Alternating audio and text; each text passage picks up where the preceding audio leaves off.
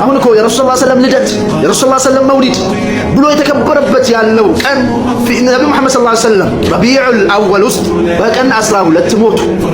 የዛን ቀን ምድር የጨለመችበት ቀን ዑመር ኢብኑል ኸጣብ ተናዶ አንድ ሰው ነብዩ መሐመድ ሰለላሁ ዐለይሂ ወሰለም ሞተዋል ብሎ የሚያወራ ሰው ካለ አንገቱን እቀለዋለሁ ያለበት ቀን አቡበከር አስዲቅ ደግሞ ለኡመቱ ተረጋጉ፣ የማይሞተው ህያው የሆነው ጌታችን አላሁ ሱብሓነሁ ወተዓላ ብቻ ነው።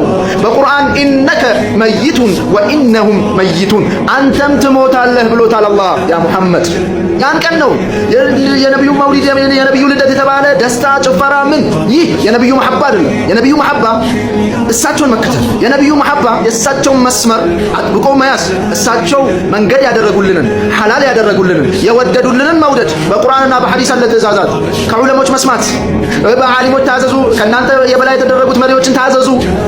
በዚህ እኛ እምቢ እያልን የራሳችንን ስሜት እየተከተልን አዳዲስ ነገር እየፈጠርን ምንከተል ከሆነ ሃዳ ለይሰ መሐባ፣ ይህ ፍቅር አይደለም፣ ይህ መውደድ አይደለም። የነብዩ መሐመድ ሰለላሁ ዐለይሂ ወሰለም ፍቅር የሌለው ማንም ሰው የለም። ፍቅር ግን እውነተኛ ፍቅር ያለው ሰው ደግሞ የአሽረፉ ኸልቂላህ ፍቅር ያለው ሰው ደግሞ እሳቸውን መንገድ መስመር አጥብቆ ይይዛል።